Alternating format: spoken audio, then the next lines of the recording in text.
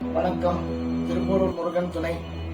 ஜாதக சம்பந்தப்பட்ட விஷயங்கள், திருமண பொருத்தங்கள் பற்றிய விஷயங்கள், பெயர் ஜாதகத்தை பற்றிய விஷயங்கள், நவரத்ன பற்றிய ரகசியங்கள், வாசு ரகசியங்கள், தொழில் ரகசியங்கள், திருமண தடைக்கு காரணம், இவை அனைத்தும் தெரிந்து கொள்ள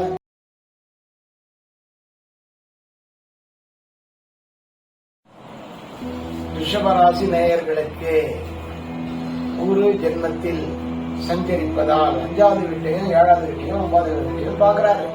அப்படி 5வது வீட்டை பார்க்கும்போது புத்திரர்களுடைய நலன்கள் அதிகமாக சந்தோஷமான சூழ்நிலையை உருவாக்கும். பிள்ளைங்களால நல்லதெல்லாம் நடக்கும். பூர்வ புண்ணிய ஸ்தானமா நல்லா இருக்கு. நீங்க செஞ்ச பாக்கியங்கள்லாம் வரப்போகுது. குலதெய்வம் உங்களை காப்பாற்ற போகுது. ஏன்னா 5வது வீடாச்சு. 5வது வீட்டுல நீங்க என்ன பண்ணிருக்கீங்க, என்ன நல்லதே செஞ்சா நல்லதே நடக்கும். தப்பு செஞ்சீங்கன்னா தப்புக்கு உண்டான தண்டனை கிடைக்கும். அதனால நன்மையும் செய்யுங்க. 5வது வீட்டுல இருக்கனால பிள்ளைங்க நல்லா படிக்கும்.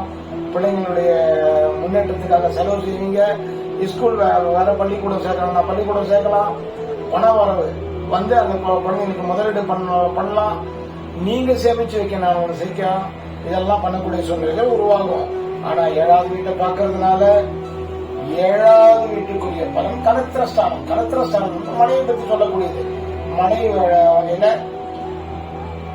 ஆபரணங்கள் சேரும், துணிமணிகள் சேரும், சந்தோஷங்கள் சேரும், அட்டகாசமா வாழ்க்கை. உணவு வகையில குறை இருக்காது. கோயில் குளங்கள் போக போறீங்க. கோயிலுக்கெல்லாம் போய் சந்தோஷத்தை அனுபவிக்க போறீங்க. மனைவிக்காக எல்லாத்தையும் பண்ணுவீங்க. இந்த ஜென்மத்துல என்னென்ன கிடைக்கணுமோ அந்த சந்தோஷங்கள்லாம் இந்த ஒரு வருட காலத்துல சந்தோஷமா கிடைக்கும். நீங்க கவலைப்படாதீங்க. என்னடா இது சரி ரிஷபத்துல வந்து குரு உட்கார்ந்துருக்காரு, ஏன்னா நமக்கு ஏதாவது கஷ்டம் வந்துட போகுது அப்படின்னு சொல்லிட்டு பயப்படாதீங்க.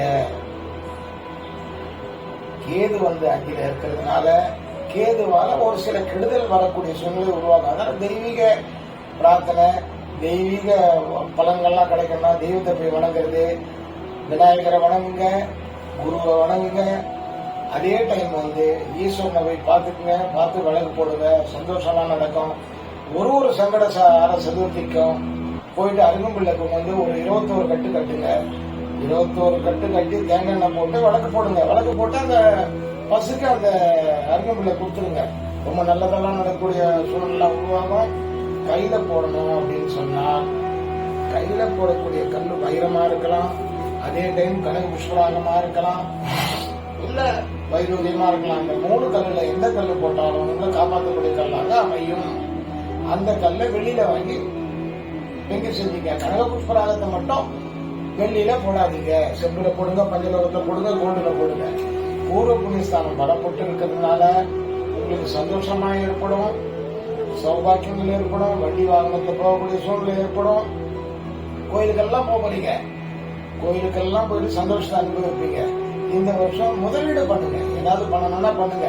சரி வயசான பெரியவங்க இருக்காங்க அப்படின்னா 9வது இடம்னு சொல்லும்போது அப்பாவை பத்தி சொல்லக்கூடிய இடம் பாக்கியஸ்தானம். அப்பா வந்து நல்லா இருக்கணும், அப்பா கதை செலவு பண்ணணும், மருத்துவ செலவு இருந்தா குறைஞ்சிரும், சந்தோஷங்களை அனுபவிப்பாரு.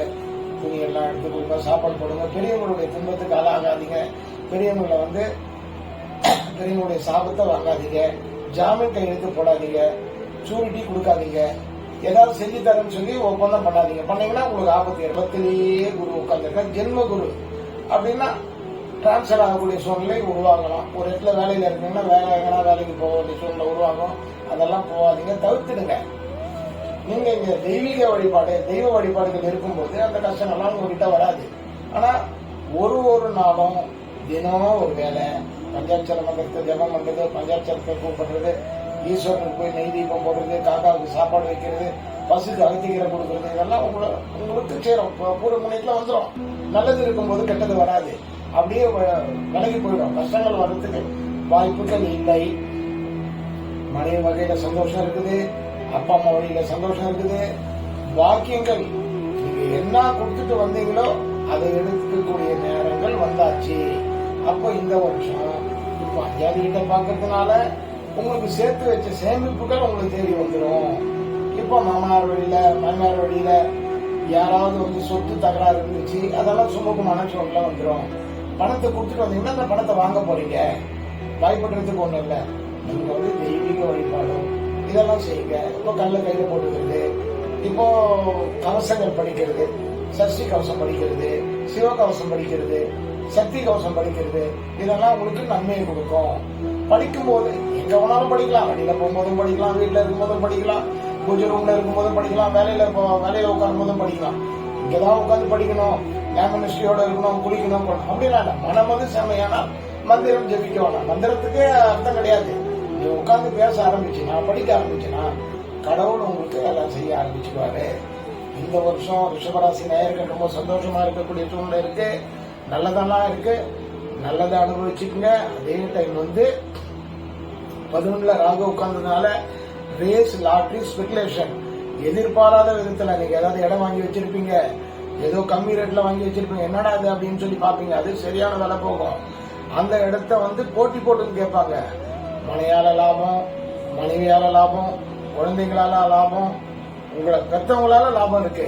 அவங்க எல்லாம் மனசு கஷ்டப்படாம சந்தோஷமா வச்சுக்கோங்க. நல்லதே நடக்கும். ரிஷபராசி நேயர்களே, இந்த வருஷம் ரொம்ப நல்ல பலன்கள் கிடைக்கும்.